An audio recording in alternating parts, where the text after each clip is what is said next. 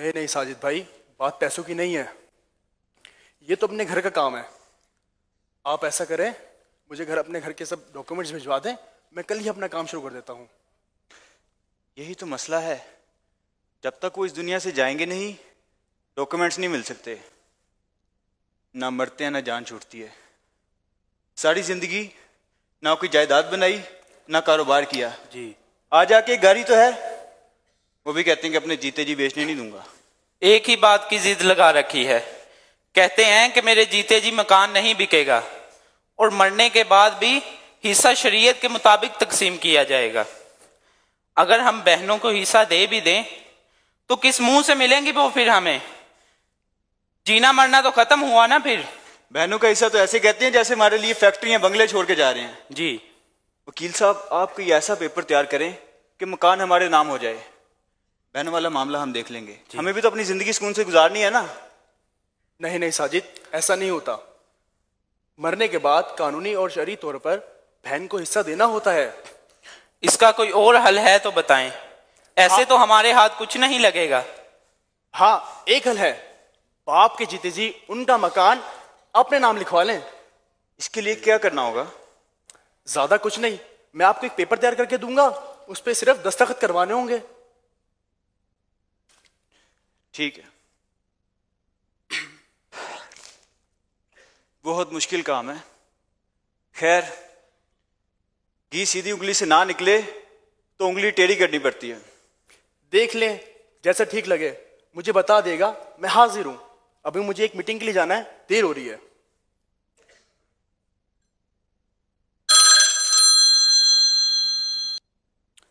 السلام علیکم. جی ساجد بھائی ابھی ضروری کام سے گئے ہیں. جی ضرور. کوئی پیغام ہے تو مجھے بتا دیں. جی میں ضرور ان کو پیغام آپ کا دے دوں گا. جی السلام علیکم ورحمۃ اللہ.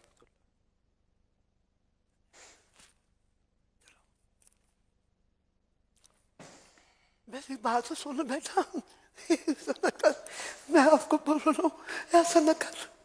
ان کو جو ہے تنگ نہ کر، میں تمہیں بول رہا ہوں. اللہ تین جوانیاں مانے، تیرے پیو نو تیرے تے بڑی امیداں نے. انہوں تنگ نہ کر میرا پتر، انہوں تنگ نہ کر. میری بات سن، بات سن میری. مجھے کوئی بات نہیں سنی. اس پہ سائن کریں اور مکان میرے نام کریں. بیٹا مرنے کے بعد سارا کچھ تیرا ہی ہے بیٹا، تیرا ہی.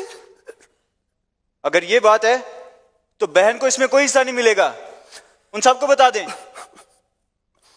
بہنوں کا حصہ ہوتا ہے بیٹا، ہوتا ہے بہنوں کا حصہ. جب شریعت نے ان کو حق دیا ہے تو ہم کون ہوتے ہیں ان کا حق چھیننے والے؟ ان کا جو حق بنتا ہے نا میرا پتر، ان کو دے دو. جو تمہارا حق ہے وہ تم لوگ رکھ لو، تم لوگ رکھ لو. میں کہتا ہوں گھر کا سکون برباد نہ کر میرا پتر، گھر کا سکون برباد. میں گھر کا سکون برباد کر رہا ہوں؟ میں جگرا آپ سب لوگوں نے میری بات نہ مان کے شروع کیا. بہن کی شادی کی، اس کو جہیز دیا، ساری زندگی وہ اس گھر میں سکون سے رہی، کسی چیز کی کمی نہیں آنے دی. اور مکان میں بھی حصہ دینا ہوگا. عجیب دماغ خراب کر کے رکھا ہوا ہے آپ لوگوں نے. نہیں بیٹا، دماغ خراب، ٹھنڈے ذہن سے سوچ. تیاں تیاریاں ہوتی ہیں، گھر والے کہتے ہیں برائیاں ہوتی ہیں. جب شادی ہو جاتی ہے وہ کہتے ہیں برائے گھر سے آئی ہے، نہ ان کا وہ گھر نہ ان کا یہ گھر. تیاں تیاریاں ان کا حق بنتا ہے بیٹا. جب قرآن نے ہمیں یہ تعلیم دی ہے کہ کسی کا حق نہیں رکھنا چاہیے، تو جو میرا بیٹا اس کا حق بنتا ہے نا اس کو دے دے. میرے مرنے کے بعد یہ سب کچھ آپ کا جو ہے نا، سب کچھ آپ کا ہے.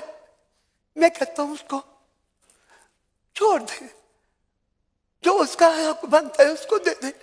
یہ سب کچھ ادھر ہی رہ جانا ہے پتر، ادھر ہی رہ جانا ہے سب کچھ. ایک ایک کر کے بندے سب نے ٹر جانا ٹر جانا سب اتنے رہ جانا سب کچھ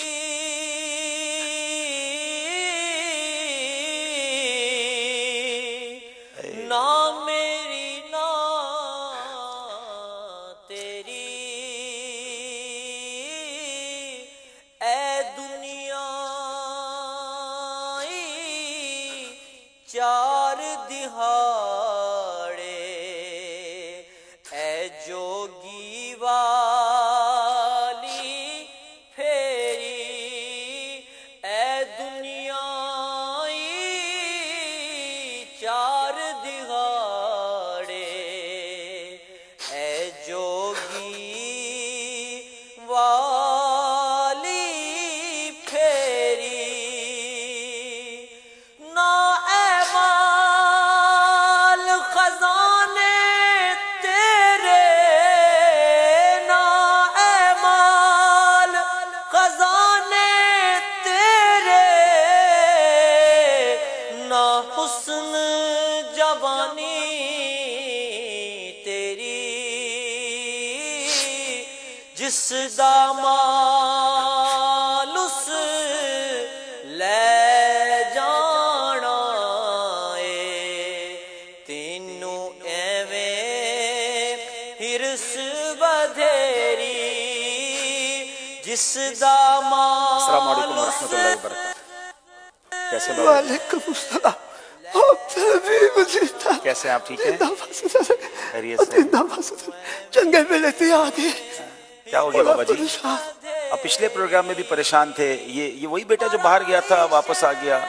کیا بتاؤں اب کیا ہوا بیٹا؟ کیا مسئلہ ہے بتاؤ. بڑی سی ضد کر رہے سمجھا پیار سے ٹھیک ہے یہ پیروں کو حصہ نہیں دیتا یہ دے دو. میرا بیٹا آپ کیسے ہیں؟ ٹھیک ہے؟ آئے میرے پاس آئیں میرے پاس آئیں. دیکھیں آپ یہ کہہ رہے تھے، میں سن رہا تھا اپنے والد صاحب سے. پہلے تو میرا بیٹا اپنے ابو سے ایسے بات نہیں کرتے. والد تو سایہ دار درخت ہوتا ہے. اس بڑھاپے میں تو ہمیں ان کی خدمت کرنی چاہیے، ان کی دعائیں لینی چاہیے. یہ اپنے لیے تو کچھ نہیں مانگ رہے نا، یہ آپ کے لیے اور اپنی بچیوں کے لیے کہہ رہے ہیں. ماں باپ کے لیے بیٹے بھی برابر ہوتے ہیں، بچیاں بھی برابر ہوتی ہیں. یہ بہت بری بات ہے کہ ہم بہنوں کا حق ماریں. یاد رکھیے وراثت کا جو حکم ہے نا وہ قرآن و حدیث سے ثابت ہے. یہاں موجود اسلامی بھائیوں سے، مدنی چینل کے ناظرین سے بھی بات کرنا چاہوں گا. یہ وبا بڑی بڑھتی جا رہی ہے کہ لوگ کہتے ہیں جناب ہم نے بہنوں کا حق نہیں دینا، بھائی اپنی بہنوں کا حق نہیں دیتے. بلکہ یہ بھی ہونے لگا ہے کہ بڑے بھائی اپنے چھوٹے بھائیوں کا حق نہیں دیتے. خاندان میں کوئی یتیم ہوتا ہے تو اس کا حق نہیں دیتے. یاد رکھیے وراثت یہ قرآن و حدیث کا حکم ہے، اس میں بالکل کوتاہی نہیں کرنی چاہیے. میں چند باتیں آپ کو بتاتا ہوں. وارث کو اس کا حصہ دینا اللہ تعالیٰ کے احکام کی اطاعت ہے، جبکہ اسے محروم کر دینا یہ کافروں کا طرز عمل ہے، احکام الہی کی صریح بالکل واضح خلاف ورزی ہے اور جہنم میں لے جانے والا عمل ہے.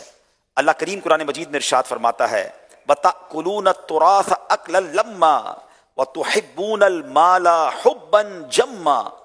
ترجمہ کنز العرفان، اور میراث کا سارا مال جمع کر کے کھا جاتے ہو اور مال سے بہت زیادہ محبت رکھتے ہو. سرکار دو عالم علیہ الصلوۃ والسلام فرماتے ہیں من قطع میراث وارثہ قطع اللہ میراثہ من الجنۃ یوم القیامہ. میرے بیٹا غور سے سنو، ہم سب کے آقا اللہ کے آخری نبی فرماتے ہیں یعنی جو شخص اپنے وارث کی میراث کاٹے گا اللہ تعالیٰ قیامت کے دن جنت سے اس کی میراث کو کاٹ دے گا. آج میں کسی کا مال دبا لوں اور مجھے جنت میں جانے سے ہی روک لیا جائے، اس مال کا کرنا کیا ہے؟ ارے بہنیں تو بھائیوں کا مان ہوتی ہیں، ان کو حق دیجئے، اللہ آپ کے مال میں برکت ڈال دے گا. وراثت کے مسئلے میں سنگین ترین صورتحال یتیموں کو وراثت میں محروم کرنا ہے، انہیں حصہ نہ دینا ہے. اللہ تعالیٰ قرآن مجید میں ارشاد فرماتا ہے ان الذین یأکلون اموال الیتامی ظلما انما یأکلون فی بطونہم نارا وسیصلون سعیرا. آسان ترجمہ قرآن کنز العرفان، بے شک وہ لوگ جو ظلم کرتے ہوئے یتیموں کا مال کھاتے ہیں وہ اپنے پیٹ میں بالکل آگ بھرتے ہیں اور ان قریب یہ لوگ بھڑکتی ہوئی آگ میں جائیں گے. ہم کیسے جہنم کی آگ کو برداشت کر سکیں گے؟ اگر پیٹ میں آگ بھر لیں گے تو برداشت کیسے ہوگا؟ حضرت ابو سعید خدری رضی اللہ تعالیٰ عنہ سے روایت ہے، رسول اکرم صلی اللہ تعالیٰ علیہ وسلم نے ارشاد فرمایا، میں نے معراج کی رات ایسی قوم دیکھی جن کے ہونٹ اونٹوں کے ہونٹوں کی طرح تھے، ان پر ایسے لوگ مقرر تھے جو ان کے ہونٹوں کو پکڑتے پھر ان کے منہ میں آگ کے پتھر ڈالتے جو ان کے پیچھے سے نکل جاتے۔ میں نے پوچھا ہے جبرائیل یہ کون لوگ ہیں؟ عرض کی گئی یہ وہ لوگ ہیں جو یتیموں کا مال ظلم سے کھاتے ہیں۔ ہم کیسے یہ جہنم کا عذاب برداشت کر سکیں گے؟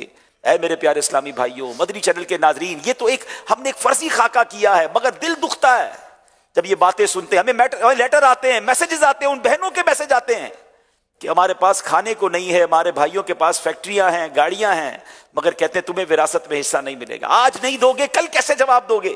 یتیموں کا لوگ بال کھا جاتے ہیں۔ بھائی اگر والد کا انتقال ہو جائے تو بڑا بھائی اپنے چھوٹے بھائیوں میں حصہ تقسیم نہیں کرتے، ان کی رضا کے خلاف کام کر رہے ہوتے ہیں، اور بعض اوقات کرتے بھی ہیں تو اپنی حساب سے کر لیتے ہیں۔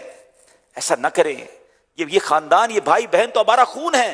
پتہ ہے ماں باپ کو کتنی تکلیف ہوتی ہوگی ان کی روح کو کہ ان کے دنیا سے جانے کے بعد بھائی بہن آپس میں صرف چند پیسوں کے لیے لڑ رہے ہیں۔ خدا را ایسا نہ کریں، دل بڑا کریں۔ میں آپ کو پھر مشورہ دیتا ہوں، یہ وہ معاملات ہیں جو ہم خود سے حل نہیں کر سکتے، ہمیں علماء کرام سے، مفتیان کرام سے رجوع کرنا چاہیے۔ آپ کی دعوت اسلامی آپ کو آفر کرتی ہے، آئیے ہمارے دارالافتاء اہل سنت میں۔ آپ چل کر نہیں آ سکتے، آپ ہمیں ای میل کر سکتے ہیں، آپ ہمیں فون کر سکتے ہیں، آپ ہم سے رابطہ کیجئے۔ آپ کو آپ کے پورے خاندان کی وراثت کا پورا حساب ہم بنا کے دیں گے، مگر ایک نیت کر لیں، ایک ایک روپیہ وارثوں کا ہم دیں گے، کسی کا حق نہیں دبائیں گے۔ یہ مال حرام ہے، جہنم میں لے جانے والا کام ہے۔ تو میرے بیٹا اب آپ بھی نیت کر لیں کہ انشاءاللہ اپنی بہن کو انشاءاللہ حصہ دیں گے۔ ابو سے معافی مانگے بیٹا، ابو کا ہاتھ چومے، بابا جی یہ تھوڑا بیٹا ہے، انشاءاللہ اب فرما بردار ہو جائے گا۔ آپ دونوں پھر قافلے میں سفر کریں انشاءاللہ، ٹھیک ہے؟ ماہ قافلہ چل رہا ہے، آپ اس شکرانے میں ان کو قافلے میں لے جائیں، یہ بہن کو حصہ بھی دے گا اور انشاءاللہ آگے جا کے اللہ آپ کو حیاتی دے، اس کے بعد اپنی بہنوں کا خیال بھی رکھے گا۔ ماشاءاللہ، بہت بہت شکریہ، انشاءاللہ اللہ سلامت رکھے، بہت شکریہ، جزاک اللہ۔ نام میری نام ہائے ہائے تیری اے دنیا چار دہاڑے اے جوگی والی پھیری۔ بڑے بڑے مسائل ہیں ناظرین، پراپرٹی کا ریٹ نہیں آ رہا اس لیے نہیں بیچ رہے ہیں۔ ایک بھائی بیچارہ، میں خاندان کو جانتا ہوں، ان کے والد صاحب کروڑوں روپے کی جائیداد بیچ کر چھوڑ کر گئے۔ بڑے بھائی کہتے ہیں ہم نے ابھی نہیں بیچنی کیونکہ جناب ابھی ریٹ نہیں آ رہا ہے۔ کئی سال گزر گئے ہیں، ان میں سے ایک بھائی انہی کی فیملی کا رکشہ چلاتے چلاتے دنیا سے چلا گیا۔ کروڑوں روپے والد نے چھوڑے تھے، مگر بھائی بہنوں میں اتفاق نہیں ہے، شریعت کے معاملات پر عمل کا ذہن نہیں ہے۔ کیا کریں گے ایسا مال؟